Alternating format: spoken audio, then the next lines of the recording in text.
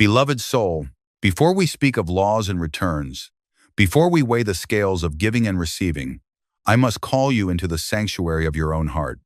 For there is a law greater than the codes of men, more ancient than the pyramids, older than the stars, written not with ink, but with the living fire of God in the secret chambers of your being. You have lived many days, and perhaps many lives, scattering seeds of kindness, pouring from your cup into the dryness of others, letting go of treasures of time, love, and service. And sometimes you have stood afterward in the silence, your hands empty, your heart questioning, has what I gave vanished forever? Does heaven remember? Child of the infinite, I tell you, nothing given in love is ever lost. The currents of divine law are as real as the tides that pull the ocean, as constant as the breath that carries your life. Just as the seed does not forget the soil from which it sprang, your acts of giving cannot forget the soul from which they were born. They move out from you in the invisible ether, clothed in the vibration you wrap them in, whether love, resentment, or detachment. And in God's appointed moment, they push upward again toward you, carrying the harvest of their kind. This is no superstition of the marketplace, no sentimental fancy. It is the operation of Spirit's own mathematics, the geometry of divine justice. I summon you now to open your inner ears, for the truth I will share is not for the curious mind alone. It is for the soul that thirsts for certainty in the unseen. You have wondered if your gift is gone. I reveal to you it is already on its way back, borne by the same hands of God that received it when you let it go. Feel this not as theory, but as the still warmth in your chest, as the quiet assurance rising like dawn within you. For the law we speak of today is not distant. It is at work in you, around you, and through you, even in this very breath. When I speak of the law of spiritual action, I speak of the silent architect of destiny, the unseen but unfailing force that builds the bridge between your every cause and its inevitable effect. The sages of India and the prophets of every land who have walked with God have taught that all motion, physical, mental, and spiritual, creates a wave in the boundless ocean of consciousness. That wave cannot vanish.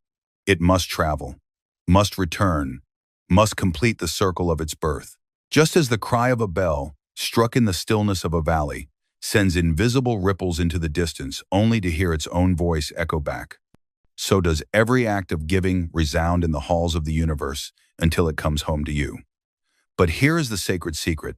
The quality of that return is shaped in the instant of giving. If you give grudgingly, the echo will carry the tone of reluctance. If you give with joy, the echo will sing joyfully back to you. This is why I have always said that God's law is not merely mechanical, like the turning of a wheel. It is vibratory, conscious, and precise, because it is God Himself in operation. The Bhagavad Gita whispers this truth when Krishna says, "As you sow, so shall you reap." And the Christ affirms it in the Gospel, "Give, and it shall be given unto you. Good measure, pressed down and shaken together, and running over, shall men give into your bosom." These are not poetic exaggerations. They are the testimony of those who have seen the great loom of life, weaving every thread of thought and deed into the fabric of future experience. Your offering is the shuttle, the divine law is the loom, and what returns to you is the pattern you have set in motion. So understand, dear soul, that when you release something from your possession, a coin, a word of kindness, a prayer for another, it does not fall into emptiness. It enters the bloodstream of God's creation, where every vein is alive with intelligence and every heartbeat is measured by divine justice. The law of spiritual action ensures that your gift will find its way back, often through channels you could never anticipate, carried by hands you may never see. To recognize this is to banish the fear of loss, for loss is an illusion in the economy of spirit. All that flows from you in harmony with God will return in harmony with God. And in that return, you will find not just the gift restored, but your own soul expanded, your own joy multiplied, your own consciousness lifted nearer to its source. Now, let us turn inward to the sacred art of inner obedience training. For knowing the law is not enough, you must learn how to walk in step with it, as a musician must tune his instrument before he can join the symphony. Obedience here is not the blind submission that the ego fears, but the joyful alignment of your will with the vast and benevolent will that holds the stars in their courses and causes the seed to swell with green life in the dark womb of the earth. You have been given the precious freedom to choose how you give, and it is this inner posture more than the thing given that determines the fragrance or the heaviness of the vibration you release into the universe. If you give with strings attached, you weave those very strings into your future, binding the gift so that it cannot return freely. But when you give without bargaining, without the inner ledger that weighs and measures, you set your offering upon the current of God's river, and it flows without obstruction until it finds you again, washed and bright with the blessings of its journey. Think of your soul as a clear cup set upon the altar of life. Each act of giving is a pouring out, and the divine law ensures that what you pour will be replenished. Yet if the cup is clouded with resentment, pride, or expectation, the incoming stream cannot be received in its purity. It will be colored by the sediment you have allowed to settle in your heart. Therefore, train yourself to give in the same way the sun gives light, unconditionally, without thought of who will receive, without pausing to demand that the flower bloom in gratitude. The sun knows only to shine. It leaves the response to the silent intelligence within each bud. You too must learn to radiate, to pour forth from the hidden abundance of God within you, trusting that the law, which is God in action, will return the energy in the right form, at the right hour, for your highest good. This training is not accomplished in a day. Each morning, before the world lays its claims upon your attention, offer something to life: a prayer for a stranger, a blessing for one who has wronged you, a word of encouragement to the weary, a coin to the one in need. Do this as an exercise in detachment, a deliberate loosening of the fingers of possession, a way of teaching the mind that it is the channel, not the owner, of what flows through it. Over time, you will feel a lightness, a freedom from the tight grip of fear and scarcity. You will find that the act of giving becomes its own return, for in that moment you are acting as God acts, and there is no greater joy than to be His instrument. This is the discipline that makes you a conscious participant in the great circulation of love, ensuring that when the law answers back, as it surely will, you will be ready to receive without guilt, without pride, and without surprise, knowing it is simply the completion of a circle you joyfully began. Now that your heart has begun to understand the posture of obedience, let us lift our vision to behold the divine blueprint. Affirmation, the eternal pattern woven into creation, in which giving and receiving are not two separate acts, but one movement of the same sacred breath. All life flows in this rhythm: the inhalation and exhalation of your lungs, the ebb and flow of ocean tides, the waxing and waning of the moon, the sowing of seed and the reaping of harvest. Each cycle is God whispering, "What you release shall return. What you give shall be restored. What you let go shall find its way back, transformed." The ocean sends her waves outward, not in fear of depletion, but in the certainty that the pull of gravity and the design of the tides will draw them home again. And so must you learn to live not in the panic of a soul clutching its treasures, but in the peace of one who knows that the blueprint of the universe is generosity itself. If you could stand, even for a moment, outside the small circle of your personal life and gaze upon the vast mandala of God's creation, you would see that every atom is in motion, every particle in the dance of exchange. The sun pours out light, the earth returns vapors to the sky, the rivers run to the sea, and the sea rises again in clouds to rain upon the land. This is the great circulation of the divine, and you, as a spark of that infinite, are made in the image of this giving and receiving rhythm. When you align yourself with it consciously, you cease to live in opposition to the flow of life. You become a part of its current, carried effortlessly toward abundance and harmony. When you resist hoarding, withholding, clinging, you set yourself against the current, and the law cannot work freely on your behalf. Therefore, affirm daily, not merely with the lips, but with the soul's full conviction: I am a living part of God's divine circulation. As I give, so I receive. As I bless, so I am blessed. As I pour out love, so love pours into me. Let this affirmation be the tuning fork of your inner life, striking the note that harmonizes your actions with the music of creation. Feel it in the breath. Inhale as a receiving from God. Exhale as a giving to the world, without break, without strain, without fear. In this way, the blueprint is no longer an abstract idea. It becomes the very pattern of your heartbeat, the law inscribed not on stone, but in the living pulse of your being. When you live thus, you discover that the return of what you give is not a matter of waiting years for some reward. It is already happening in the same moment you give, for the act itself becomes the reception, and the cycle completes itself in every breath you take. Now, beloved soul, let us step from the vision of the great blueprint into the intimate practice of the daily spiritual ritual instructions. For knowing the pattern is like beholding a map, you must still take the journey with deliberate steps each day. When the dawn comes and the first light steals quietly across your window, recognize that moment as a personal visitation from God, the giver of all gifts. Your very breath in that instant is His offering to you, a divine deposit into your soul's treasury. Do not squander the sacred beginning of the day in hurried thought or restless movement.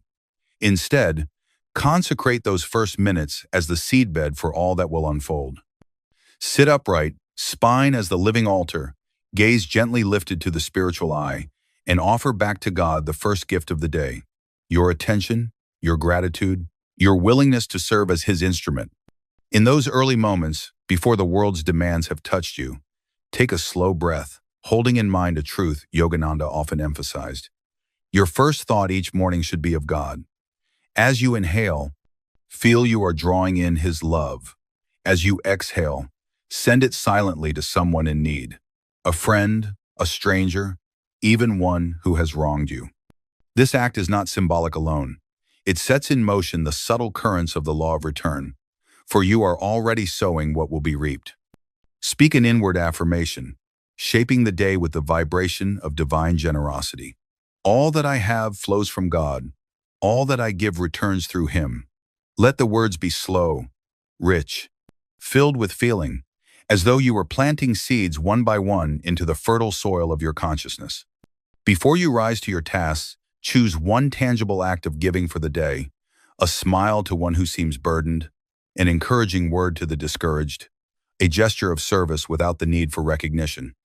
Do this with the same inward poise as one making an offering at a temple, for indeed that is what you are doing, placing a gift upon the altar of life.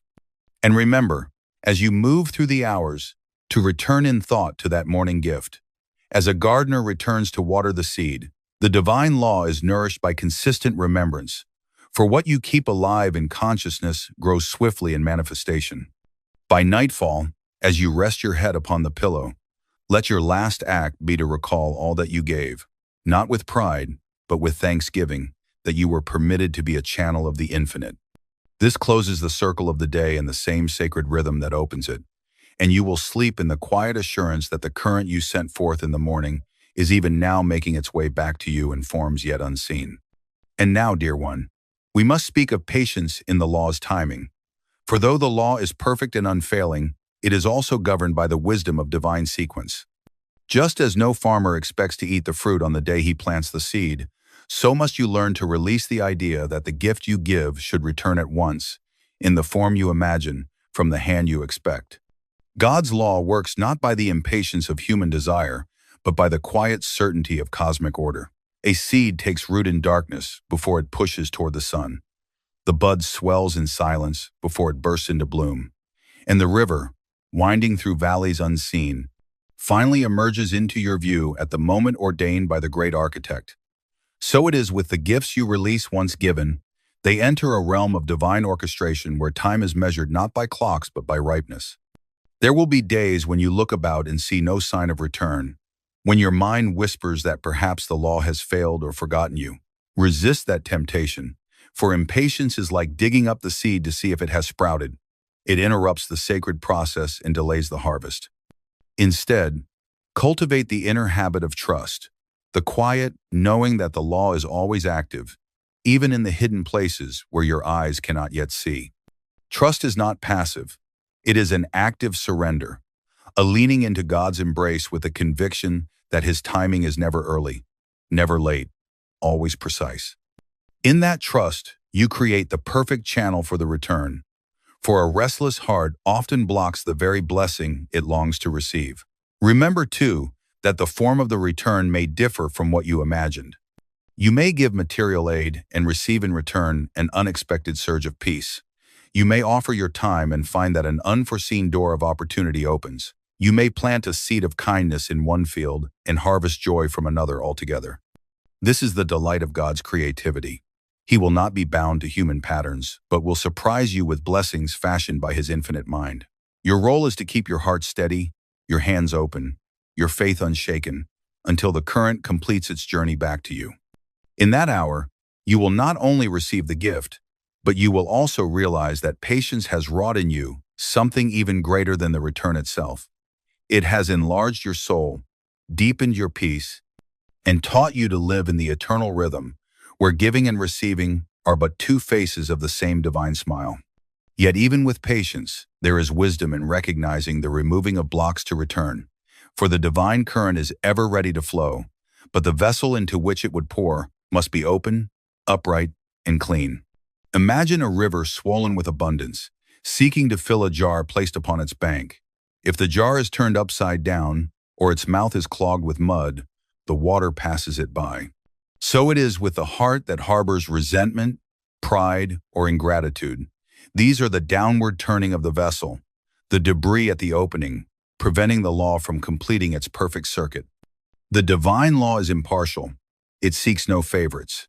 It withholds nothing, but it respects the boundaries you yourself create in thought and feeling. Resentment is one of the most common blockages.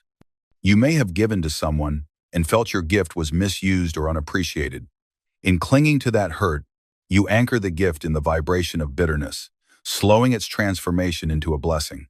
Pride, too, can be a subtle dam when you give to exalt yourself. To display your virtue, you change the nature of the act from selflessness to self-display, and what returns is colored by that vibration. Even ingratitude for what you have already received is a shadow across the channel, for the law flows most freely in the bright atmosphere of thankfulness. These states do not punish you in a moral sense.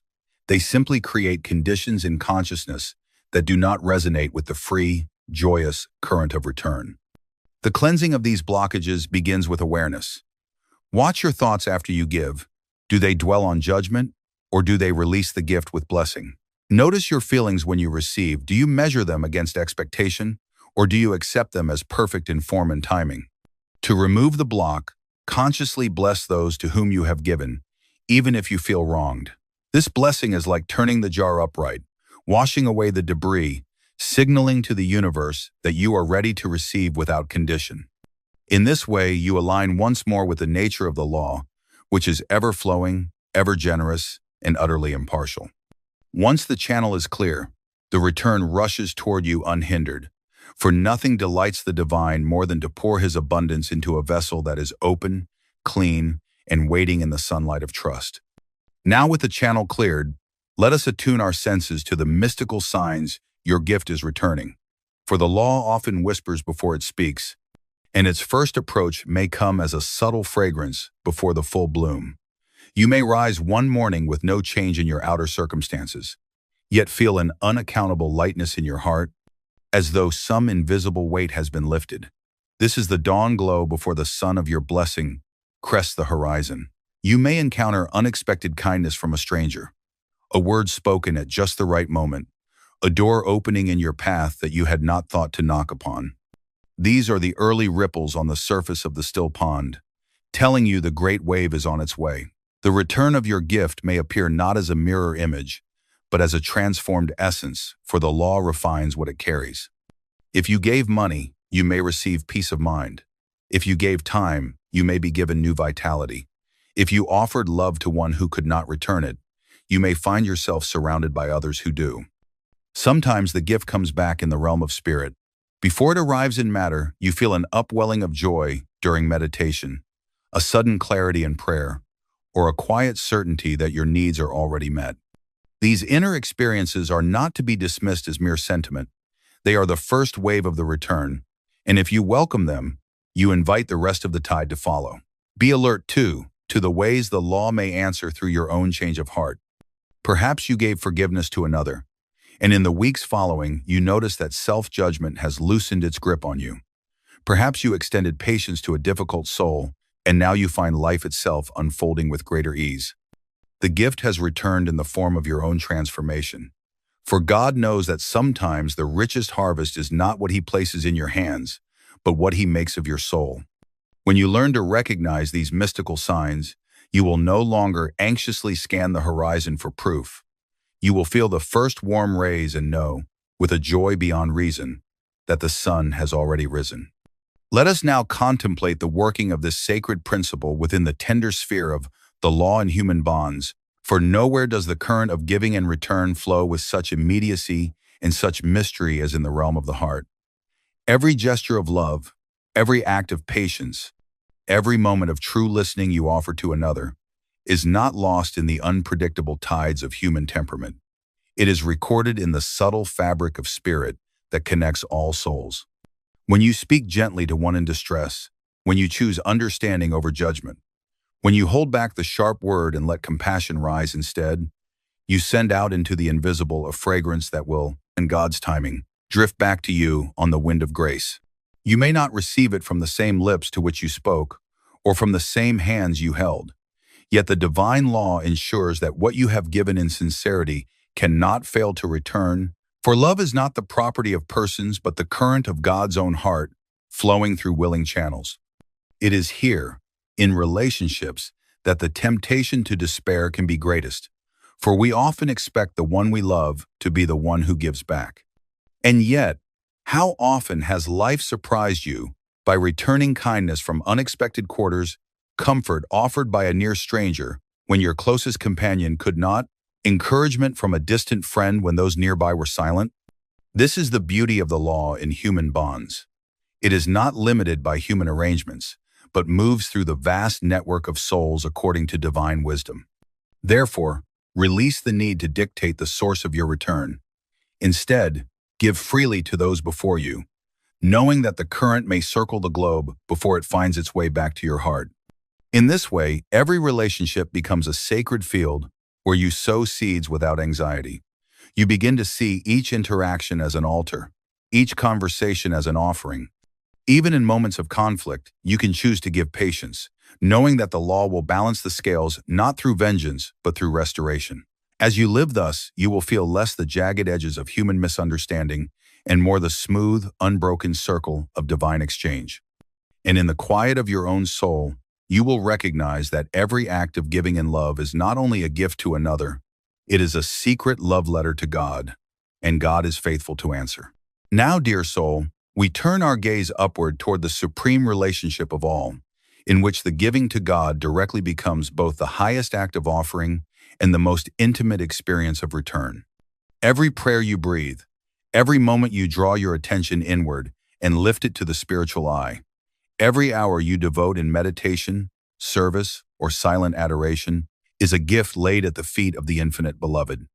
Unlike gifts given in the marketplace of human exchange, these offerings do not wait for channels to be opened or hearts to be prepared.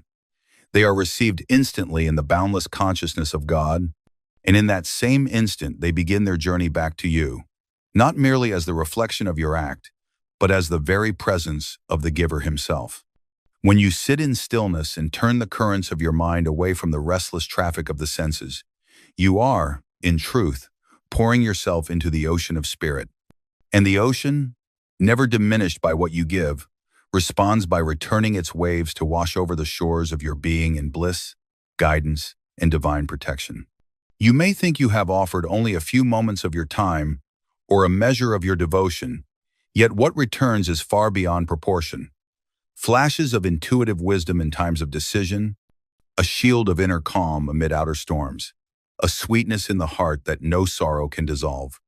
The law here operates with exquisite generosity, for God is not content to return to you the equivalent of what you gave. He delights in multiplying the gift until it overflows the vessel of your expectation. Even acts of service done in His name, whether sweeping the floor of a temple, preparing food for the hungry, or simply speaking His truth to a listening heart, are forms of giving to God directly. For He is the silent recipient in all who cross your path, the hidden guest in every life you touch. When you recognize this, service ceases to be a duty and becomes a form of worship, and the law of return becomes the liturgy by which God answers your devotion. You will begin to see that every time you pour out love toward Him, whether in the still sanctuary of meditation or in the busy avenues of daily life, He is already moving toward you with the answer, sometimes in the form of inner illumination, sometimes in the outer shaping of circumstances, always in the quiet certainty that you are loved beyond measure. And in this sacred reciprocity, the very distinction between giving and receiving begins to fade, until you realize you have been living all along in a ceaseless exchange of love with the infinite. At last, beloved, we arrive at the solemn beauty of the sacred vow of perpetual giving, the conscious decision to make of one's entire life an unbroken stream of offering. This vow is not taken lightly, nor is it a burden placed upon the shoulders by some outer authority. It is the soul's own recognition that it was born to give, that its nature is to shine, and that in giving it finds its true identity. To live as a perpetual giver is to awaken each day not asking, "What will I receive?" but rather, "What shall I pour forth today from the abundance God has placed within me?" It is to see yourself as a candle whose very purpose is to burn, knowing that in lighting other flames you are not diminished, but multiplied. When you take such a vow in the stillness of your heart, you enter into the great lineage of souls who have become channels for the infinite saints, sages, and humble servants alike, each of whom discovered that life's greatest joy is not in holding, but in releasing. This does not mean you will never receive. Indeed, your receiving will increase, but it will come as the inevitable tide that follows the moon's pull, not as something to be grasped at or hoarded. Your hands will always be open, open to give, open to receive, open to pass along again without clinging. This openness is the secret to living without fear, for you no longer measure your security by what you possess, but by the unceasing flow in which you stand. And the law of return, in the presence of such a vow, becomes not a series of separate transactions, but a constant circulation, like the endless breathing of the universe. You give love, and love meets you at every turn. You offer service, and service opportunities bloom around you. You pour forth kindness, and kindness becomes the very atmosphere in which you move. Even challenges and sorrows become transformed in this light, for they too are received as opportunities to give, whether it is the giving of patience, of forgiveness, or of steadfast faith when circumstances seem to strip everything else away. Thus, the vow becomes a crown upon your life, a seal upon your soul, marking you as one who has entered the divine economy of ceaseless generosity, and who lives each moment as both an altar and an offering. And now, my dear one, we come to the final affirmative decree, blessing, the sealing of all that has been spoken and understood, so that the truth of this divine law may not merely pass through your mind, but take root in the fertile depths of your soul. For words, when charged with realization, become living forces. They are not mere vibrations in the air, but seeds of power sown in the eternal field of spirit. Therefore, let us speak together, not hurriedly, but as one breath with God, the decree that aligns our consciousness forever with the sacred current of giving and return. All I give flows from God. All I give returns through God. All I receive is God returning Himself to me. Feel each phrase as a wave rising from the ocean of your heart, touching the shores of the infinite, and flowing back again to embrace you. In this decree, there is no separation between you, the act, and the source. You are not merely an agent of the law. You are a living expression of the law itself. As you affirm, you erase the lines the mind has drawn between giving and receiving, between giver and recipient, between yourself and the beloved. You recognize that in truth, it is God giving to God through the channel of your life. And in that recognition, there is perfect freedom. Freedom from fear of loss, freedom from anxiety about return, freedom from the restless measuring of what has been given and what has been gained. Your heart becomes as wide as the horizon, your spirit as untroubled as the deep sea, for you are anchored in the certainty that nothing given in love can ever be lost, and nothing meant for you can ever pass you by. And so I bless you now, with the blessing that the great masters have poured through me.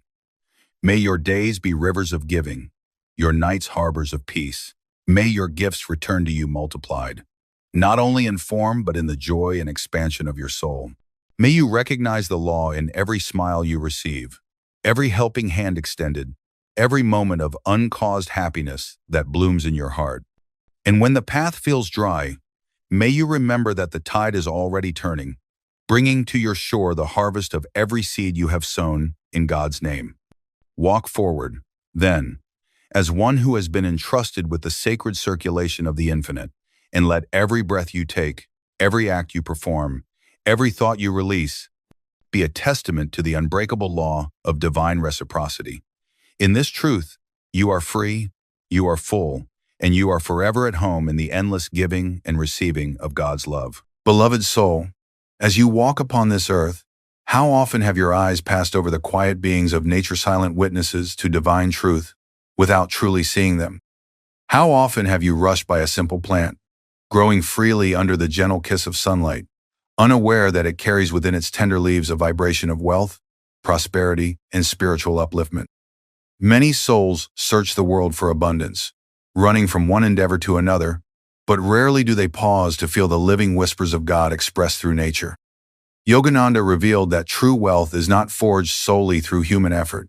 It is magnetically drawn by alignment with divine laws, and often these laws are mirrored in the humble teachers of creation: plants, trees, rivers, and the quiet breath of wind moving through them. There is one particular plant, beloved, that radiates a subtle yet extraordinary power. To most, it appears unremarkable, just another piece of greenery swaying with the breeze. But to the awakened eye, to the soul that has learned to see with clarity and intuition, this plant glows with an aura of divine generosity. Yogananda spoke of it as a living channel of pranic energy, a silent partner in attracting the vibration of abundance into one's home and life. The masters have long known what many overlook. Nature holds divine keys that can open doors to wealth, not the fleeting wealth that chains a man to his possessions, but the true wealth of health, peace, opportunity, and spiritual freedom. Imagine, beloved, that you are walking through a garden or along a forest path, and your gaze falls upon this plant. You feel something stir within, a gentle wave of calm, a subtle lifting of your spirit, as though unseen hands are blessing your heart. This is not imagination. It is recognition. Your soul is sensing the divine magnetism that this plant emanates, a power woven into its very being by God's intelligence to heal, to purify, and to awaken prosperity consciousness. When you learn not to ignore such divine signs, when you stop and honor the silent messengers of spirit in nature, you align yourself with an invisible current of blessing that can transform every aspect of your life. Beloved one, in this sacred journey we shall take together, I will reveal how Yogananda understood this plant's hidden wealth power, why it carries such spiritual magnetism, and how you can commune with it to harmonize your energy with divine abundance. But before you can grasp its mystery, you must understand what true wealth really is: a wealth that shines not from gold or silver, but from the radiant light of your soul. Beloved soul, before we uncover the spiritual mystery of this plant and its connection to divine prosperity, we must first understand what wealth truly means in the language of spirit. For what does it profit a man to gain treasures that wither and vanish, while his soul remains restless and impoverished? What value is there in gold that cannot buy peace of mind, in jewels that cannot purchase joy, or in possessions that fail to heal the silent ache of the heart? Paramahansa Yogananda revealed that true wealth is not measured in coins or possessions, but in harmony with the divine current of life. Wealth is the magnetic flow of energy that brings health to the body, calmness to the mind, wisdom to the intellect, and joy to the soul. It is the living presence of God guiding every step you take, opening doors where none seem to exist, and providing exactly what is needed, not to feed greed or pride, but to nourish your upward journey toward spiritual freedom. In truth, beloved, wealth is a vibration. It is not a thing to be hoarded, grasped, or chased after. It is an energy field that surrounds and permeates you, shaped by your thoughts, your feelings, and your spiritual alignment. When you are in tune with divine law, when your heart is pure, your intentions noble, and your actions harmonize with love, this vibration becomes magnetic. Opportunities, resources, and blessings flow naturally toward you like rivers returning to the sea. You no longer struggle to gather wealth. Wealth seeks you out because it recognizes its reflection in your own radiance. And yet, many souls live disconnected from this divine current. They toil endlessly, striving to create abundance through mere human effort, unaware that they are out of alignment with the higher laws of nature. The masters, however, knew that even the smallest aspects of creation, a flower, a tree, a humble plant, can help realign your energy with these higher laws. Nature is a divine transmitter, silently offering frequencies of harmony, growth, and prosperity to all who approach it with reverence and openness. This is why Yogananda spoke of certain plants as channels of divine wealth consciousness. These plants are not magical charms. They are living embodiments of spiritual principles. To draw wealth is to draw life force energy, and these plants pulsate with pranath, same vital energy that sustains your body and awakens your soul. When you honor them, when you attune to their vibrations, you harmonize with the abundance they silently radiate. Beloved, as we continue, I will guide you into the deeper understanding of how nature and spirit are bound together, and how even the smallest living thing can carry a mighty divine blessing for your life. You will see how plants are not mere decorations in this world, but luminous spiritual teachers, silent givers of light who await only your recognition to open the gates of divine prosperity. Beloved soul, to truly understand why a simple plant could hold such a profound and transformative wealth power, we must first see beyond its physical form and perceive it as it truly is, a living, breathing conduit of divine energy. Yogananda often taught that all creation is made of vibrating consciousness, an ocean of cosmic intelligence expressing itself in infinite forms. What appears to human eyes as a small plant with leaves and roots is, in the deeper vision of spirit, a radiant field of prana, a silent yet potent expression of the divine life force. Every plant, every tree, every blade of grass hums with this living energy, connecting heaven and earth in a constant, invisible flow. Roots sink into the nourishing soil, drawing sustenance from Mother Earth. Leaves stretch toward the sun, drinking in light from Father Spirit. Between these two poles, earth and heaven, the plant becomes a channel of balance and harmony, a bridge uniting material and spiritual forces in perfect rhythm. Certain plants, Yogananda revealed, are not only healers of the body but also healers of the spirit. They exude vibrations that purify negative energy fields, uplift the human aura, and magnetically attract higher states of consciousness. When you sit near such a plant, breathe in its subtle fragrance, or simply behold its quiet vitality, your own pranic field begins to synchronize with its elevated vibration. This is no superstition, it is divine science, known to the yogis for millennia and felt by anyone sensitive enough to sense the currents of life moving unseen through the world. Think of your aura as a magnetic field that reflects the state of your mind and soul. When it is clouded with anxiety, fear, or doubt, opportunities for abundance can pass by unnoticed, blocked by the static of disharmony. But when your aura is cleansed and uplifted, when your vibration rises in tune with divine law, you become a beacon for prosperity, radiating signals that draw blessings naturally toward you.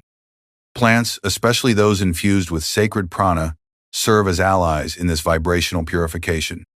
They silently broadcast frequencies of peace, growth, and abundance, which, when absorbed, recalibrate your entire being toward divine prosperity. Beloved, when you encounter such a plant, you are not simply seeing a living decoration of the earth. You are meeting a spiritual instrument fashioned by God to assist souls on their journey. Ignoring it is like ignoring a wise teacher who stands silently offering blessings.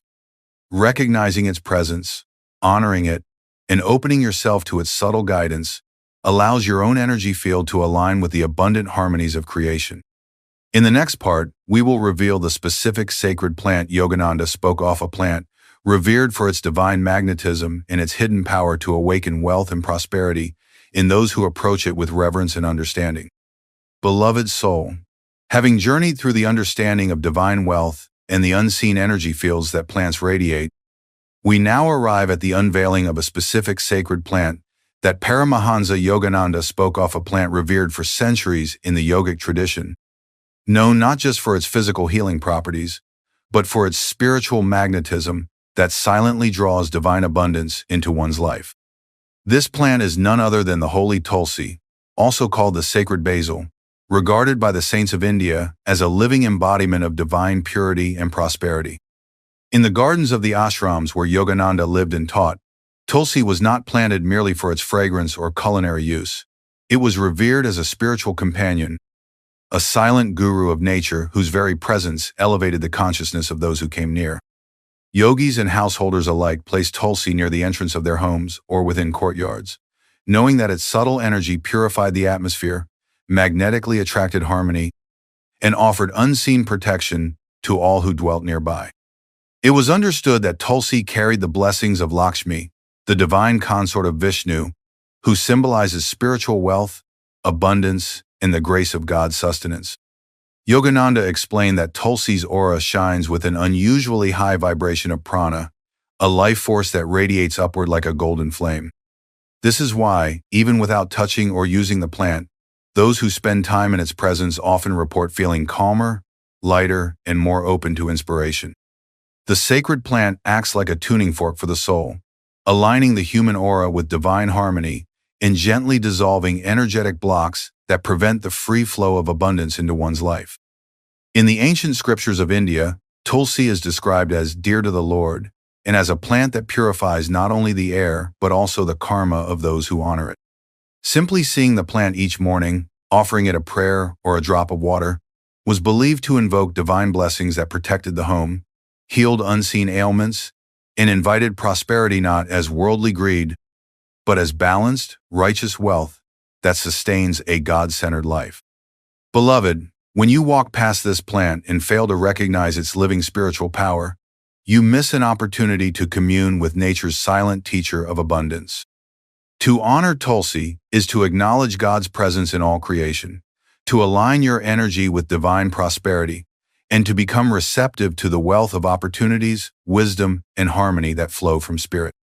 In the next part, we will go deeper into how this sacred plant awakens wealth consciousness, not through superstition, but through the spiritual law of magnetism and vibration that Yogananda revealed as the true science behind divine prosperity. Beloved soul, now that we have unveiled the sacred Tulsi plant and its divine significance, let us step deeper into the mystery of how this humble green companion silently awakens the vibration of wealth and prosperity within your life. Yogananda often spoke of spiritual magnetism as the unseen law that determines the flow of blessings, opportunities, and abundance toward a soul. He revealed that nothing in life is gained merely by physical force or outward striving. It is drawn to you by the magnetic power of your inner consciousness, shaped by thought, intention, and harmony with divine law. Tulsi is not just a plant that you water and observe, it is a living conduit of this spiritual magnetism. Its prana vibrates with purity, devotion, and generosity qualities that attract higher vibrations of divine wealth. When you come into contact with it, when you breathe near its leaves or simply stand in its presence with reverence, your own aura begins to resonate with these same qualities. This is not imagination, it is the subtle science of energy transfer. Just as one tuning fork can set another vibrating in harmony without direct touch, Tulsi's high vibration naturally elevates your spiritual frequency, dissolving low vibrations of fear, scarcity, or limitation that block prosperity from reaching you. Moreover, Tulsi is a great purifier, not only cleansing the physical air, but also cleansing the astral atmosphere around you. Negative thought forms, stagnant energies, and karmic residues that often linger unseen can repel blessings and create invisible barriers to abundance. Tulsi, through its divine vibration, burns away these impurities much like sunlight dissolves morning fog. In this purified state, your home and your own energy field become magnets for positive, wealth-bringing force. Opportunities arrive unexpectedly, harmony in relationships improves, and inspiration to create and serve flows freely. In the yogic understanding, wealth is not simply possessions, but the harmonious balance of material and spiritual fulfillment. Tulsi fosters this balance by calming restless desires and aligning your intentions with divine will. It draws to you what is truly needed for your soul's growth and highest service. No empty riches that burden the heart, but sustaining blessings that nourish your body, mind, and spirit. Yogananda reminded us that when wealth flows under the guidance of divine wisdom, it becomes a channel for uplifting others, not a chain of bondage. Tulsi awakens this right relationship with prosperity, ensuring that blessings come in alignment with Dharma, with divine order. Beloved, this is the hidden wealth power of the plant, It does not create riches through superstition or luck, but by silently transforming your consciousness into a beacon of harmony and magnetism, drawing divine abundance as naturally as flowers draw bees. In the next part, I will share how to recognize this plant when it appears in your life and how to properly honor it, so that you may fully receive the blessings it offers and walk hand in hand with the silent prosperity of spirit. Beloved soul, now that you understand the hidden wealth power that silently flows from this sacred plant, it is time to learn how to approach it in reverence and spiritual awareness. Yogananda taught that nature responds to consciousness, and when we treat any part of God's creation as holy, it begins to reveal its divine purpose more fully. To spiritually interact with Tulsi or any sacred plant, you must first step into its presence with humility, understanding that it is not an ordinary object, but a living channel of Spirit's blessing. When you encounter this plant, whether in a garden, near a temple, or perhaps growing unexpectedly by your path, pause for a moment. Still your breath, quiet your restless thoughts, and recognize that you are standing before one of God's silent messengers. Place your palms together in prayerful gratitude, or simply bow inwardly with your heart, acknowledging the divine intelligence that animates its life force. In that moment of recognition, your own vibration begins to harmonize with its high spiritual frequency. If you care for this plant in your home, treat it as you would a spiritual guest. Water it mindfully, not as a mundane task, but as a small act of devotion. As you pour water into its roots, silently pray, "May the blessings of divine prosperity flow into this home, as purely and abundantly as this water nourishes your sacred life." The simple act of nurturing it with love magnetically strengthens the bond between its aura and your prabhupada own.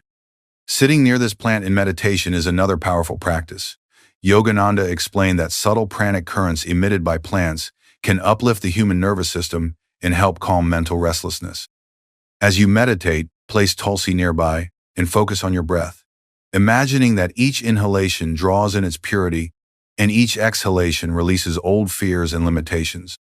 Over time, you will notice a serene energy filling your heart and a renewed clarity of mind, silently guiding you toward inspired action that attracts rightful abundance. Chanting or softly reciting prayers in its presence further amplifies its spiritual magnetism.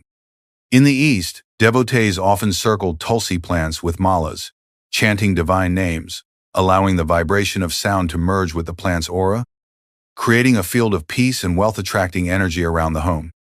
Beloved, this is not idol worship, nor is it blind superstitione, is communion with the divine intelligence of creation. By interacting with the plant in this way, you awaken your own soul to the subtle laws of prosperity and invite Spirit's blessings to flow unobstructed into your life. In the next part, we shall discover how this sacred plant acts as a teacher of abundance, silently imparting spiritual lessons that shift your consciousness from scarcity to divine prosperity. Beloved soul, this sacred plant does far more than radiate unseen wealth-attracting vibrations. It also serves as a silent teacher of abundance, gently revealing spiritual truths that many miss while chasing material riches. Yogananda often reminded seekers that God speaks through every element of creation for those willing to listen. In the stillness of a leaf swaying in the breeze, or in the silent resilience of a plant growing even through cracks in stone, divine lessons are waiting to awaken hearts from the illusion of lack and limitation. Observe the Tulsi plant closely, and you will notice it lives in harmony with life itself. It does not anxiously grasp for water or sunlight. It receives these gifts from nature with quiet trust. Even when conditions are not perfect, it continues to thrive, adapting gracefully to its surroundings. This silent adaptability is a spiritual teaching. Abundance is not gained by forceful striving, but by aligning yourself with divine flow and trusting that life supports you when you are rooted in spirit. Notice also its fragrance, gentle, uplifting, and healing. The plant does not keep its gifts for itself, but freely offers its aroma to the world. In this, it mirrors the divine principle that true prosperity blossoms when we live not only for ourselves but in service to others. Wealth, when hoarded, becomes stagnant, but when shared with compassion and love, it multiplies like seeds carried by the wind to sprout new life. Even its leaves, when touched or consumed, carry a cleansing power that purifies and restores balance to the body. This is another quiet message. Abundance begins with inner purity. When your thoughts, intentions, and actions are free from greed, resentment, and fear, your aura naturally magnetizes wealth and opportunities aligned with divine wisdom. Just as Tulsi cleanses the physical and energetic environment around it, you too are called to purify your inner environment to become a vessel for divine prosperity. Through these silent teachings, this sacred plant reminds you that abundance is not something external to chase, it is an inner state of harmony, generosity, and trust in Spirit's ever-flowing supply. When you truly embody these qualities, material wealth and spiritual blessings follow effortlessly, as naturally as blossoms follow springtime. In the next part, we will explore how this sacred plant aids in dissolving karmic obstacles, clearing unseen blockages that often prevent wealth and prosperity from fully flowering in your life. Beloved soul, having seen how this sacred plant serves as a teacher of divine abundance, let us now journey into the deeper mystery of how it helps dissolve karmic obstacles that silently obstruct wealth and spiritual blessings.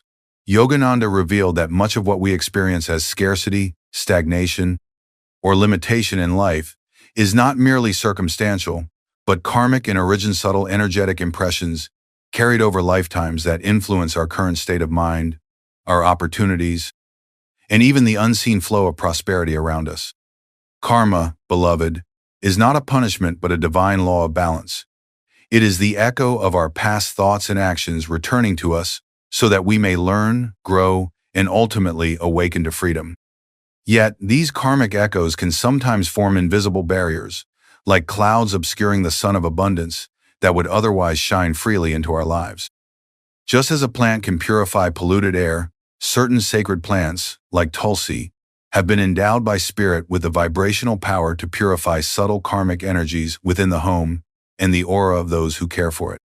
When you sit near this plant, when you water it with reverence or meditate in its presence, you are not only tending to its physical form, you are inviting its divine frequency to interact with your own karmic field. Over time, its high vibration gently burns away karmic impurities, much like sunlight melts morning mist. Old patterns of fear and scarcity begin to dissolve, replaced by clarity, peace, and openness to divine supply. This process is not always visible to the physical eyes, yet it can be felt. Tensions in the home soften, unexpected opportunities arise, and a greater harmony begins to permeate your life.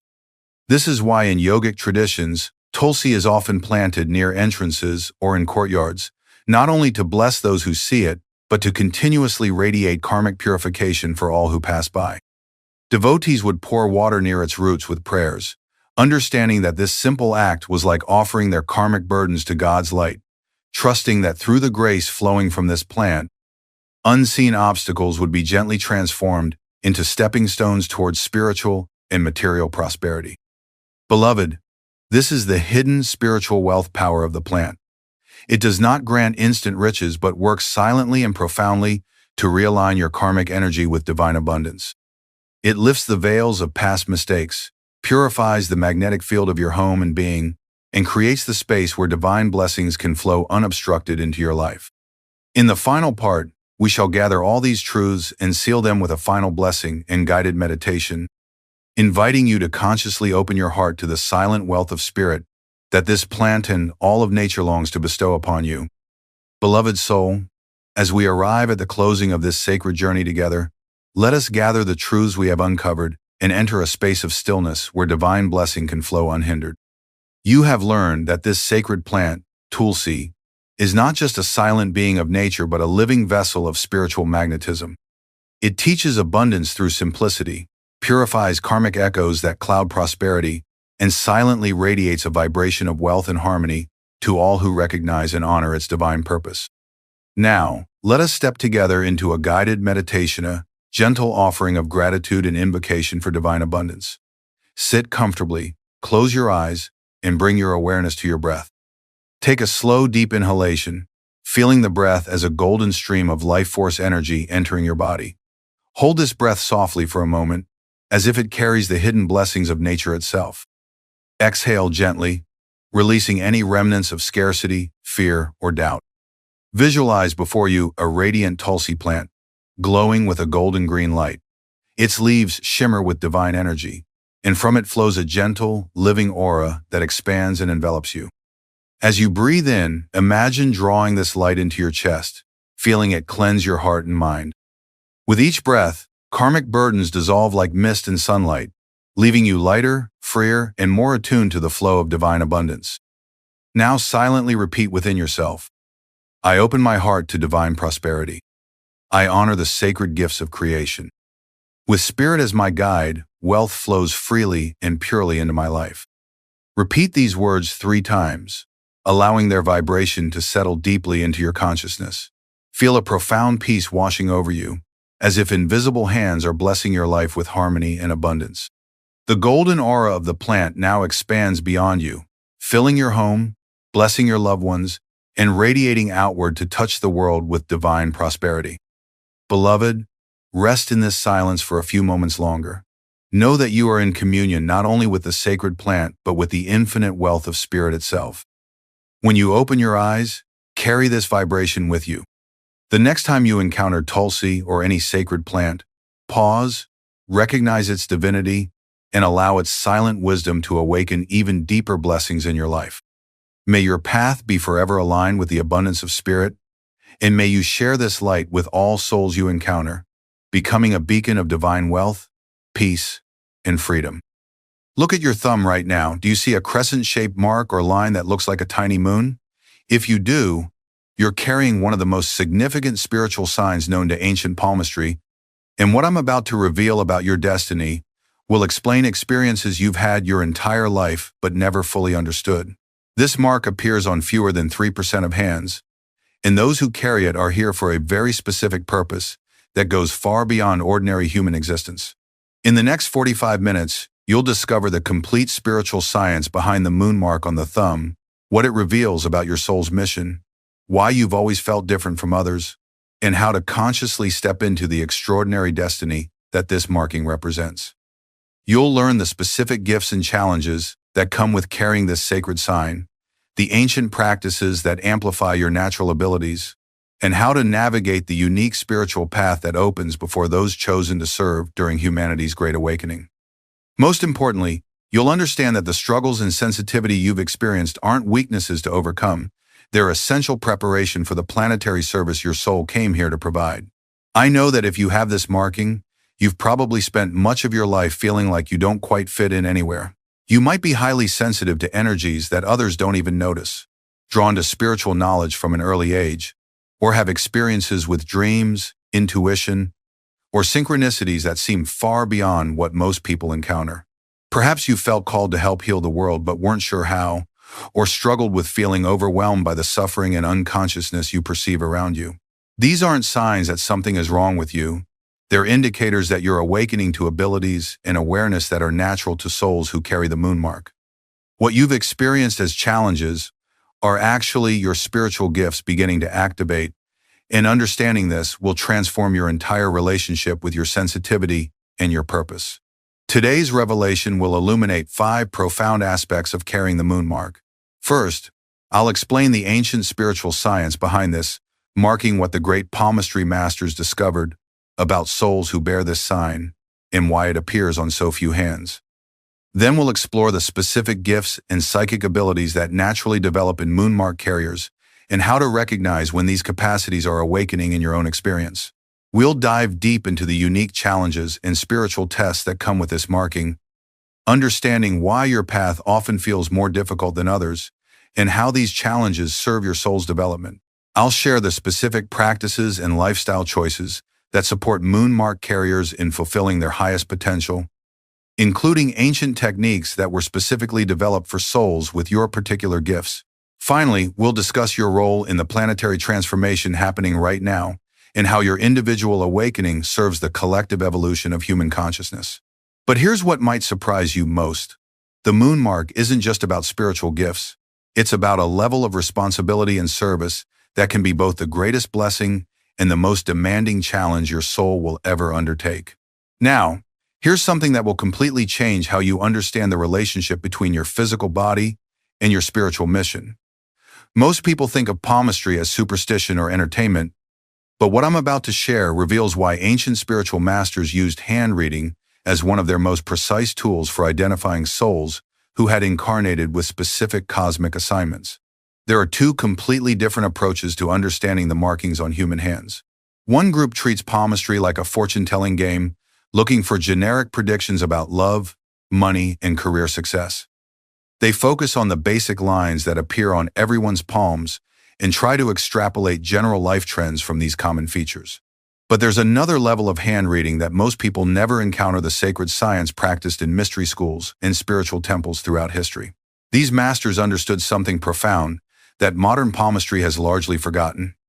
They knew that certain souls choose to incarnate with visible spiritual signatures on their bodies, and these markings serve as cosmic identification for those who've agreed to fulfill specific missions during their lifetime. The difference? They understood that not all palm markings are created equal, and the moon mark on the thumb represents one of the most significant spiritual contracts a soul can make before incarnating into physical form. Getting this wrong means you'll spend your entire life treating your spiritual gifts as quirks or problems to manage, instead of recognizing them as tools you chose to bring into this lifetime for sacred service. You might suppress your sensitivity, doubt your intuitive abilities, or try to fit into normal life patterns that were never meant for someone carrying your level of consciousness. But understand the true meaning of your moon mark, and everything changes. Suddenly, your lifelong sense of being different makes perfect sense. Your struggles with feeling overwhelmed by the world's energy become understandable as the growing pains of awakening psychic abilities. Your deep longing to help heal humanity reveals itself as the activation of your soul's chosen mission. Let me share the ancient wisdom that will transform how you see yourself and your purpose. Because the story of sacred markings goes back thousands of years to the very origins of human spiritual development. In the mystery schools of ancient Egypt, India, and Tibet, spiritual masters developed precise methods for identifying souls who had incarnated with special abilities and responsibilities. They understood that before birth, certain souls make agreements with cosmic intelligence to serve as bridges between spiritual and physical realms during times of great planetary transformation. These soul contracts aren't made lightly. They require tremendous spiritual maturity and the willingness to accept challenges that go far beyond ordinary human experience.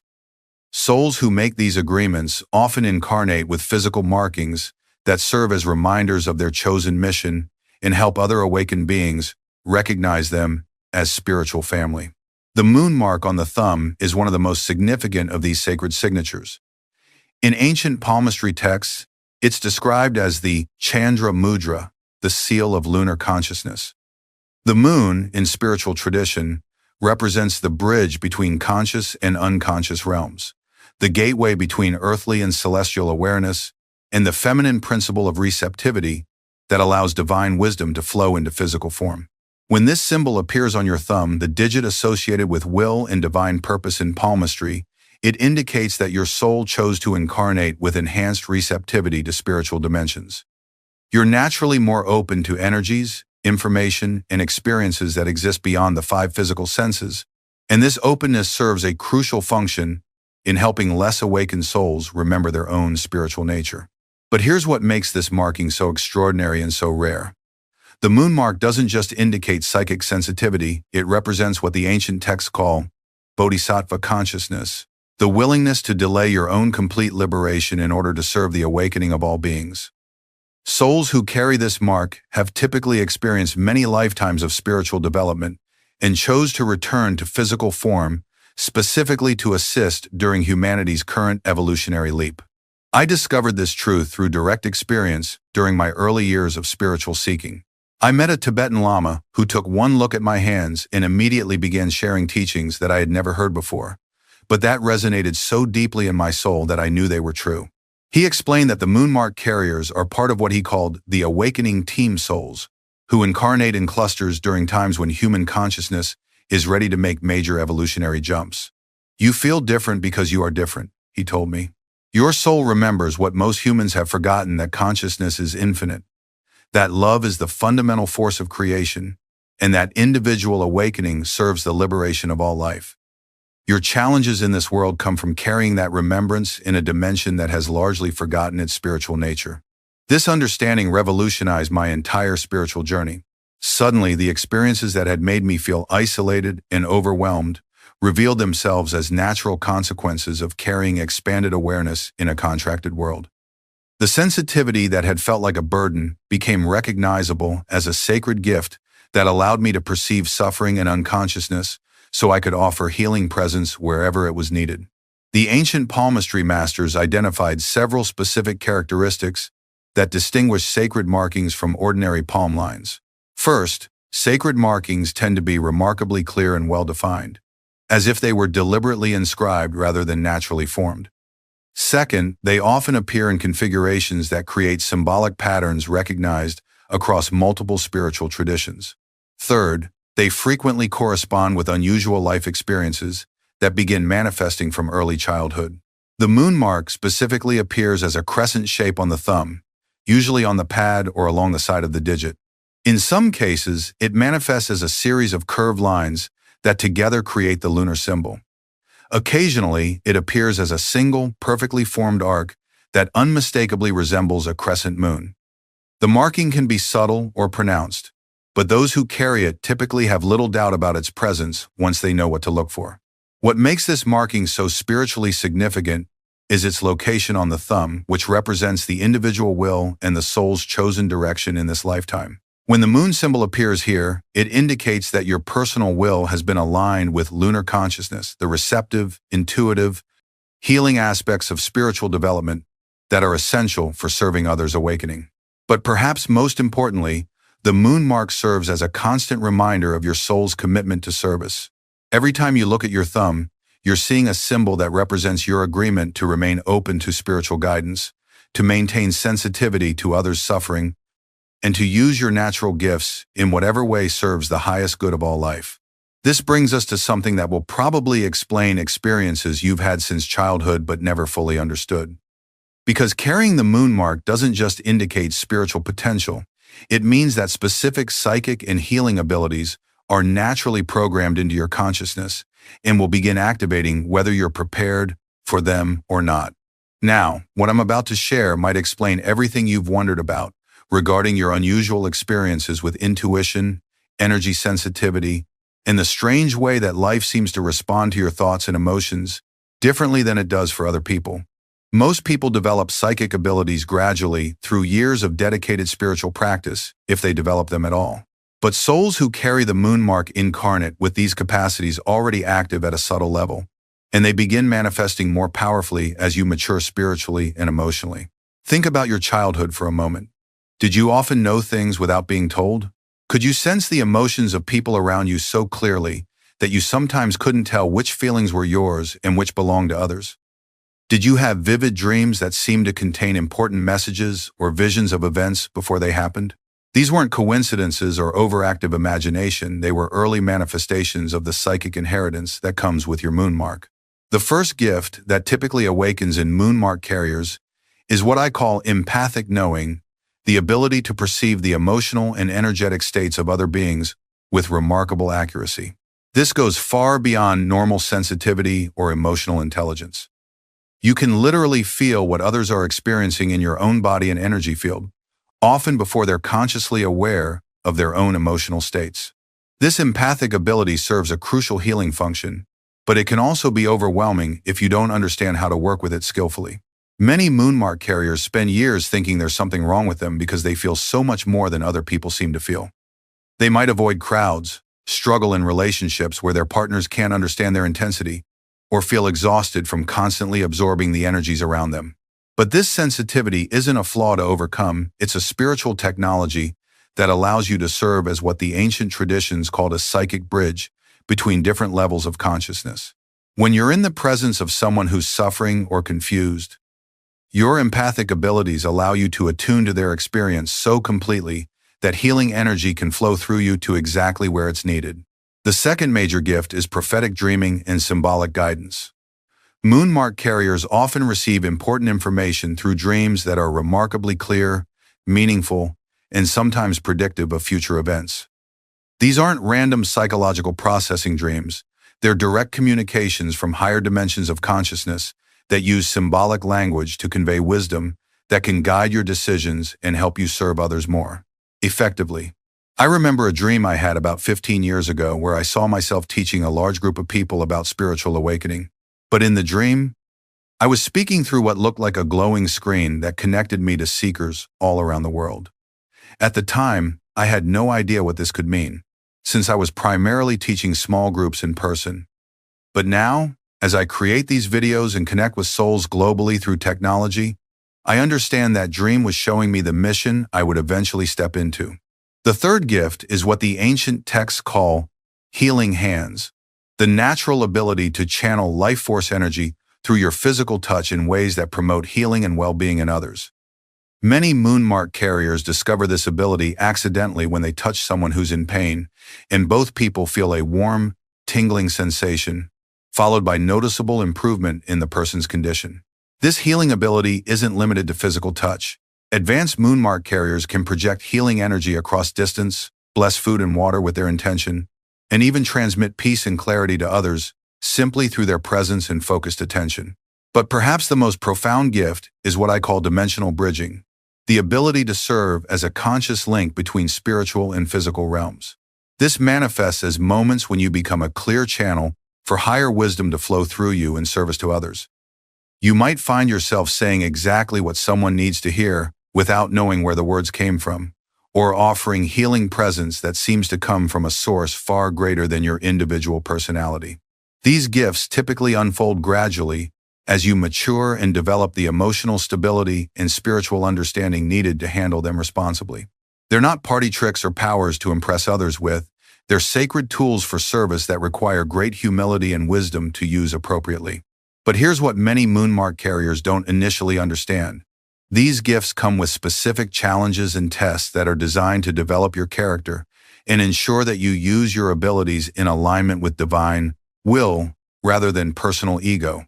The universe has a way of ensuring that spiritual power is only given to those who can handle it wisely, and the path of the moon mark carrier includes experiences that might seem like obstacles, but are actually essential preparation for the responsibilities that come with your gifts. This brings us to something that might be difficult to hear, but is absolutely essential for your spiritual development. The reason your path often feels harder than other people's isn't because you're unlucky or because something is wrong. It's because your soul chose a more challenging incarnation, specifically to develop the pekal, strength, compassion, and wisdom needed for the service you're here to provide. There are two types of souls incarnating on Earth right now. One group chose relatively comfortable lifetimes focused primarily on personal growth, learning basic spiritual lessons, and enjoying the experiences that physical existence has to offer. These souls typically have easier paths, fewer extreme challenges, and more straightforward relationships with the material world. The other group, which includes everyone carrying sacred markings like the moon mark, chose much more demanding incarnations that include intense spiritual challenges, unusual life circumstances, and experiences that push them far beyond ordinary human comfort zones. These souls made this choice not as punishment, but as accelerated training for the cosmic service they agreed to provide. The difference? The second group understood that planetary transformation requires individuals who have developed extraordinary resilience, deep compassion, and unshakable connection to spiritual truth, and the only way to develop these qualities is through direct experience of life's most profound challenges. Getting this wrong means you'll spend years feeling sorry for yourself, wondering why your life is so difficult, or trying to escape the very experiences that are designed to awaken your full spiritual potential. You might become bitter about your sensitivity, resentful about the responsibilities you feel, or try to shut down your gifts to avoid the intensity they bring. But understand the sacred purpose of your challenges, and everything transforms. Suddenly, your struggles become recognizable as a curriculum designed by your own soul to prepare you for service that most humans can't even imagine. Your pain becomes the foundation for profound compassion that allows you to help others navigate their own suffering. Your tests become the source of wisdom that enables you to guide other souls through their spiritual awakening. The first major challenge that virtually all moon mark carriers face is extreme sensitivity to negative energies and emotions. This goes far beyond normal empathic ability. You can walk into a room and immediately feel if there's been conflict, sadness, or heavy energy present, even if everyone is pretending everything is fine. You can sense the emotional states of strangers on the street, feel the collective anxiety of crowds, and even pick up on the emotional residue left in places where intense experiences have occurred. This sensitivity can be overwhelming to the point where many moonmark carriers become reclusive, avoiding social situations and public spaces, because the energetic input is simply too intense to process comfortably. But this isn't a flaw in your system. It's a highly refined spiritual instrument that allows you to identify exactly where healing energy is needed most urgently. The second challenge is a persistent feeling of not belonging in ordinary reality. While other people seem content with conventional life pursuits, careers, relationships, material success, entertainment moonmark carriers often feel like they're living in the wrong dimension.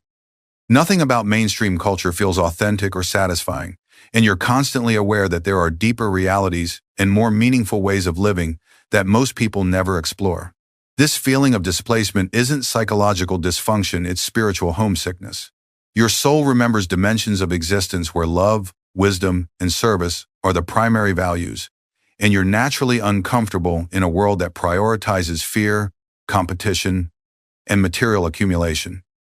This discomfort serves a crucial function by preventing you from getting too attached to temporary experiences and keeping your attention focused on your spiritual mission. The third major challenge is what I call spiritual overwhelm, the tendency to become flooded with psychic information, energetic input, or mystical experiences that exceed your current capacity to integrate them productively. This can manifest as anxiety, depression, insomnia, or physical symptoms that have no clear medical cause but stem from your system being overloaded with subtle energies and information. Many moonmark carriers struggle with this throughout their 20s and 30s, as their gifts continue awakening without proper understanding or support. They might feel like they're going crazy, have difficulty functioning in normal activities, or experience periods of intense spiritual crisis where their entire sense of reality seems to dissolve. But these overwhelming experiences aren't signs of spiritual failure. They're evidence that your consciousness is expanding beyond the limitations of ordinary human awareness. Like a butterfly breaking out of its cocoon, the process can be uncomfortable and disorienting, but it's necessary for you to emerge into your full spiritual maturity. The fourth challenge is probably the most difficult for moonmark carriers: to accept the feeling of cosmic responsibility for the suffering and unconsciousness you perceive everywhere around you. Because you can sense so clearly how much pain exists in the world and how easily it could be healed through love and understanding, you often feel personally responsible for fixing everything you encounter. This sense of responsibility can become crushing if you don't understand that your role isn't to heal everyone personally, but to maintain such a high vibration of love and consciousness that others are naturally inspired to awaken to their own healing potential. You're meant to be a lighthouse, not a rescue boat offering steady illumination that helps others find their own way, rather than trying to carry everyone to safety yourself. These challenges are precisely what develop the qualities needed for advanced spiritual service. Extreme sensitivity teaches you to work skillfully with subtle energies. Feeling displaced from ordinary reality keeps you focused on spiritual priorities. Overwhelming experiences expand your capacity to handle cosmic consciousness. And cosmic responsibility develops the selfless love that transforms personal spiritual development into universal service. Every moonmark carrier who has successfully stepped into their full potential has had to navigate these same challenges and discover that what seemed like obstacles were actually the very experiences needed to prepare them for their true work in the world. But navigating these challenges successfully requires specific practices and understanding that most spiritual teachings don't address, because they were developed for souls with different gifts and different missions than yours. What works for ordinary spiritual seekers might not only be ineffective for moonmark carriers, it might actually interfere with your natural development. This brings us to the most practical and immediately useful information I can share with you today. Because understanding your gifts and challenges is only valuable if you know how to work with them skillfully, and there are specific techniques that were developed over thousands of years specifically for souls carrying your particular type of consciousness. What I discovered next changed everything about how I approached my spiritual practice and finally gave me the tools I needed to transform my sensitivity from a burden into a superpower that serves both my own evolution and my ability to help others awaken to their highest potential. The key insight that revolutionized my understanding is that moon mark carriers need fundamentally different spiritual practices than ordinary seekers. Most meditation and spiritual development techniques are designed for souls who are trying to open up psychically and develop greater sensitivity. But you already have more sensitivity than you can handle. Comfortably, what you need are practices that help you manage, focus, and direct your natural abilities rather than amplifying them further. The first essential practice for moon mark carriers is what I call energetic boundaries, specific techniques for protecting yourself from absorbing negative energies while remaining open to positive spiritual input. This isn't about shutting down your sensitivity, but about becoming conscious and selective about what energies you allow into your field. The foundation technique is lunar shielding meditation. Since your moon mark connects you to lunar consciousness, working with actual moon energy can help stabilize and protect your psychic system in ways that are naturally compatible with your innate gifts. During each full moon, spend time in moonlight, either outside or near a window where you can see the moon, and visualize silver-white light flowing from the moon into your moon mark, and then expanding to create a protective bubble around your entire energy field. This lunar light serves as a filter that allows love, wisdom, and healing energy to flow through you while deflecting lower vibrational energies like fear, anger, and negative emotions. With practice, you can invoke this protection anytime by simply touching your moon mark and visualizing the silver light activating around you. The second essential practice is conscious empathy management. Instead of unconsciously absorbing whatever emotions are around you, you learn to consciously choose when to open empathically and when to maintain emotional boundaries. This requires developing what I call empathic discernment, the ability to sense others' emotions without taking them on as your own. The technique involves creating what I visualize as an empathic window in your energy field. When you encounter someone who's suffering or in need of healing presence, you consciously open this window to allow their emotional state to be perceived and understood, while maintaining clear awareness that these emotions belong to them, not you.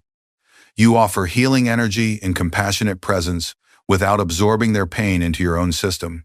After the interaction, you consciously close the empathic window and clear any emotional residue from your field through breathwork, visualization, or physical movement.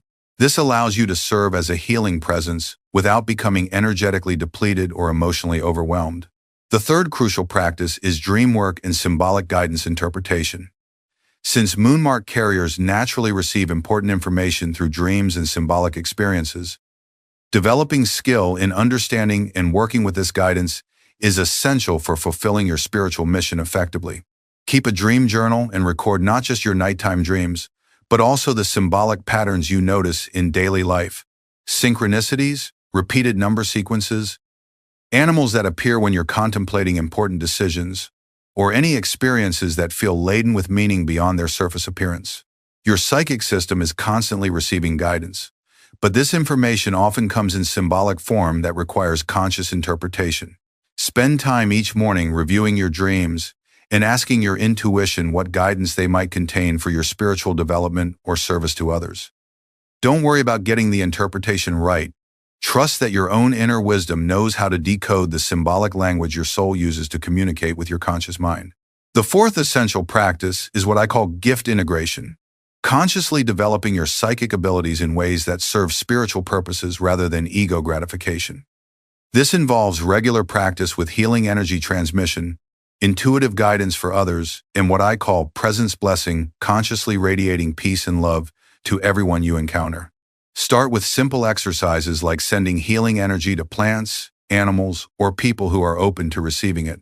Place your hands near a wilting plant and visualize golden light flowing from your moon mark through your hands to revitalize the plant's life force.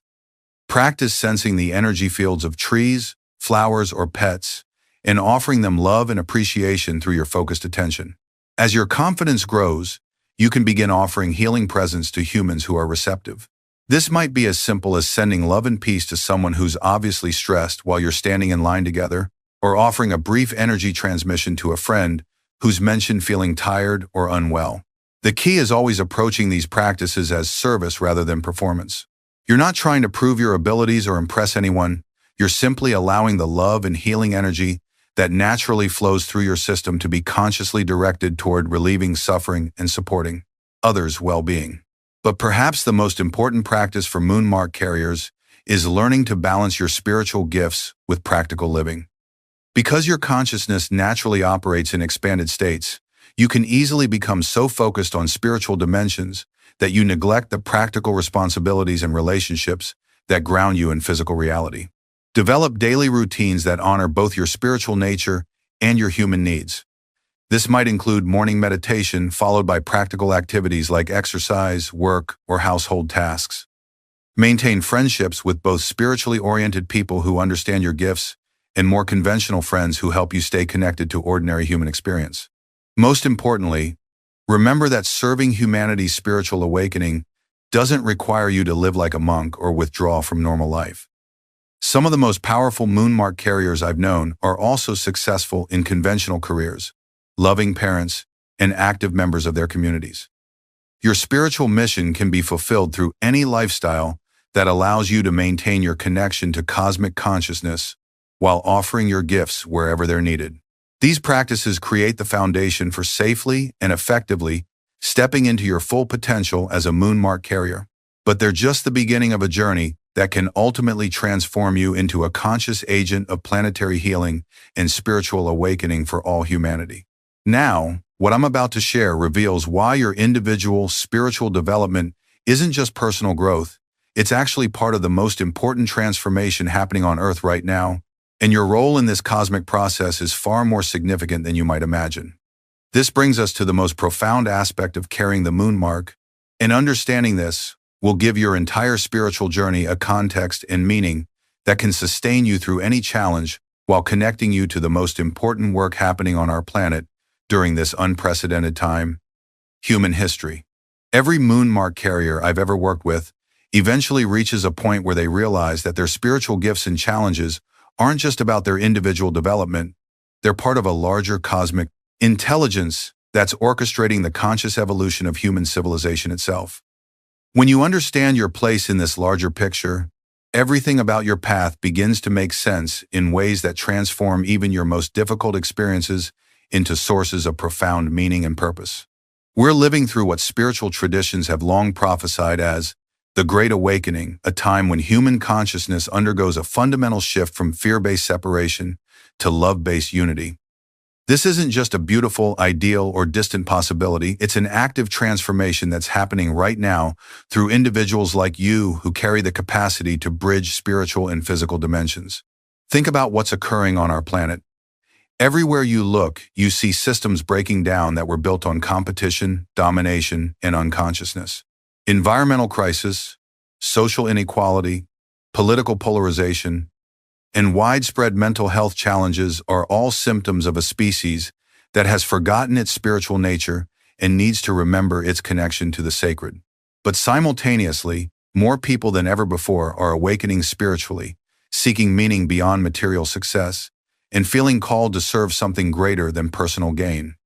Ancient wisdom teachings are becoming widely available. Spiritual practices are entering mainstream culture, and individuals everywhere are experiencing expanded consciousness and psychic abilities that were once considered extraordinary. Moon mark carriers are incarnating during this time, specifically to serve as bridges between the old paradigm of separation and the emerging paradigm of unity consciousness. Your natural psychic abilities allow you to perceive the spiritual dimensions of reality that most people are just beginning to sense. Your sensitivity to energy enables you to detect and transmute negative vibrations that would otherwise continue creating suffering. Your empathic abilities allow you to offer healing presence to souls who are struggling with their own awakening process. But here's what makes your role so uniquely important. You don't have to become a formal teacher, healer, or spiritual leader to fulfill your mission. Simply being who you are, maintaining your connection to cosmic consciousness, and offering your natural gifts wherever you're guided to serve them is enough to create ripple effects that can influence thousands of other souls. I learned this principle through direct experience during a period when I was questioning whether my spiritual work was really making any difference. I felt overwhelmed by the amount of suffering and unconsciousness I perceived everywhere, and wondered if my individual efforts could possibly matter in the face of such massive planetary challenges. Then I had a profound meditation experience, where I was shown what I can only describe as the energetic network connecting all awakened souls on Earth. I could see streams of light flowing between individuals who were maintaining higher consciousness, creating a web of illumination that was literally raising the frequency of the entire planet. Every person who was living from love instead of fear, every soul who was choosing compassion over judgment, every individual who was maintaining spiritual awareness amidst worldly chaos was contributing essential energy to this network. Most remarkably, I could see that the moon-mark carriers were serving as particularly powerful nodes in this network points, where spiritual energy could be received from higher dimensions and transmitted throughout the collective field of human audio. Consciousness were like spiritual acupuncture points on the body of humanity, allowing cosmic healing energy to flow exactly where it's most needed. This understanding completely transformed my relationship to the challenges and responsibilities of carrying expanded consciousness. I realized that every moment I maintained peace instead of reacting to negativity, every time I offered love instead of judgment, every instance where I channeled healing energy to someone in need was contributing to the most important transformation in human history. You are part of this cosmic healing network, whether you're conscious of it or not. Every time you honor your sensitivity instead of trying to shut it down, you're helping humanity remember that psychic abilities are natural and can be used for service. Every time you trust your intuitive guidance, you're demonstrating that spiritual wisdom is available to anyone who develops the capacity to receive it. Every time you offer healing presence to others, you're showing that love is more powerful than fear, and that individual consciousness can make a real difference in the world. But your role goes even deeper than individual service. Moonmark carriers are also serving as what I call frequency anchors, souls who help stabilize higher vibrations on Earth so that less developed souls can gradually acclimate to expanded consciousness without becoming overwhelmed. Think of it like this: if cosmic consciousness were suddenly to flood the Earth at full intensity, most humans wouldn't be able to handle such a dramatic shift and might experience psychological or spiritual crisis. But when awakened souls like you serve as stepping stones, gradually introducing higher frequencies through your presence and service, the collective consciousness can evolve naturally and safely. This is why your personal healing work is never just about you. Every emotional wound you heal within yourself removes that pattern from the collective human field, making it easier for others to heal similar wounds. Every limiting belief you release from your own consciousness weakens that belief system's hold on humanity as a whole. Every time you choose love over fear in your own life, you strengthen the frequency of love in the planetary field of consciousness. Your sensitivity to collective suffering isn't a burden you're meant to carry alone.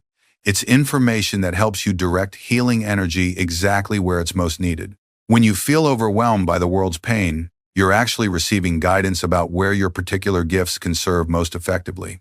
But perhaps most importantly, your example, as someone who has learned to live successfully with psychic sensitivity and spiritual awareness, gives hope and encouragement to other souls who are just beginning to awaken. When they see that it's possible to be both spiritually developed and practically effective, both psychically sensitive and emotionally stable, both cosmically conscious and humanly compassionate, it gives them permission to embrace their own emerging gifts rather than fearing them. This is the true meaning of the Bodhisattva consciousness, that your moon mark represents the willingness to remain engaged with human experience, not because you need it for your own development, but because your presence and service can help accelerate the awakening of all life. Your path as a moon mark carrier will continue evolving as you mature spiritually and develop greater mastery of your gifts. But every step of this journey serves not just your individual fulfillment, but the collective healing and awakening that our planet so desperately needs during these times of transformation. As we complete our journey together today, I want you to understand something that can transform your entire relationship with your spiritual gifts and the responsibilities they bring. You are not alone in this mission, and you are perfectly equipped for the service your soul chose to provide. My beloved soul family, if you carry the moon mark on your thumb, you now understand that your lifelong sense of being different wasn't a burden to bear, but a sacred recognition of your true nature. You are part of an ancient lineage of souls who chose to incarnate during humanity's most crucial transformation, carrying gifts and sensitivities that serve the awakening of all consciousness. Your challenges have been your training, your sensitivity is your superpower, and your feeling of not belonging is because you belong to something far greater than ordinary human existence. The spiritual science we've explored reveals that your moon mark is a cosmic signature identifying you as a bridge between worlds, equipped with natural psychic abilities that awaken throughout your lifetime to serve healing and guidance wherever they're needed. Your empathic gifts, prophetic dreams, healing abilities, and dimensional bridging capacities aren't accidents or coincidences. They're tools you chose to carry for this lifetime of service. We've uncovered why your path often feels more challenging than others, not because you're unlucky, but because your soul chose accelerated training to develop the strength, wisdom, and compassion needed for planetary service. Every struggle has been preparing you for responsibilities that go far beyond personal fulfillment and extend to conscious participation in humanity's spiritual evolution. The practices I've shared will help you transform your sensitivity from overwhelming burden to refined spiritual instrument, protecting your energy while remaining open to guidance, developing your gifts safely while staying grounded in practical life, and most importantly, recognizing that your individual healing and awakening serves the collective transformation of human consciousness. Most profoundly, you've discovered that your role as a moon mark carrier places you within a global network of awakened souls who are anchoring higher frequencies on Earth and serving as bridges to help less developed souls safely access expanded consciousness. Your presence, your choices, and your service matter more than you might ever fully realize. I invite you to honor your sacred marking by consciously stepping into your gifts. Tonight, during the next full moon, place your thumb with its moon mark against your heart and make this declaration: I accept my role as a bridge between worlds, a healer of consciousness, and a servant of the light. Begin paying attention to the subtle guidance that flows through your dreams, your intuition, and your deep knowing. Trust the visions that come, the healing energy that wants to flow through your hands, and the wisdom that arises from your soul's remembrance of why you chose this incarnation. Stop apologizing for your sensitivity and start celebrating it as the spiritual gift it truly is. Honor your need for solitude and energetic protection while remaining available to serve wherever your guidance leads. Trust that your individual awakening contributes to the healing of our entire world, and know that you are supported by countless other souls who share your mission of conscious service. But here's something I haven't revealed yet. There are other sacred markings that appear alongside the moon mark on the hands of the most advanced souls incarnating during this time. These markings create what ancient palmists called the divine constellation, a pattern that appears only on the hands of souls who have agreed to anchor the highest spiritual frequencies on Earth during the Great Transition. These additional markings include the Star of Service, the Healing Cross, the Wisdom Triangle, and the Unity Circle, each representing different aspects of advanced spiritual mission. When these appear together with the moon mark, they indicate souls who have incarnated not just to awaken personally, but to serve as conscious anchors for cosmic energies that can accelerate the awakening of entire communities and regions. In my next video, I'm going to reveal the complete system of sacred markings and what they mean for your spiritual mission. You'll discover how to identify these additional signs on your own hands, understand the specific gifts and responsibilities each one represents, and learn the advanced practices that activate their full potential for planetary service. This isn't just about palmistry or spiritual curiosity.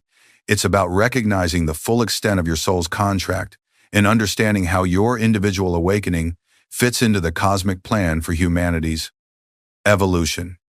If you're ready to discover whether you carry the complete divine constellation and what that means for your highest service, click the video appearing now.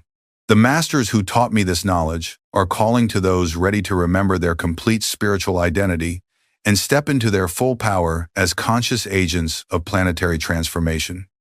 Your moon mark was just the beginning.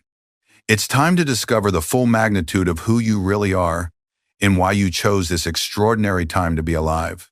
Don't keep the cosmos waiting. Your complete mission awaits your recognition. Click now and remember why your soul chose to be here during humanity's greatest transformation.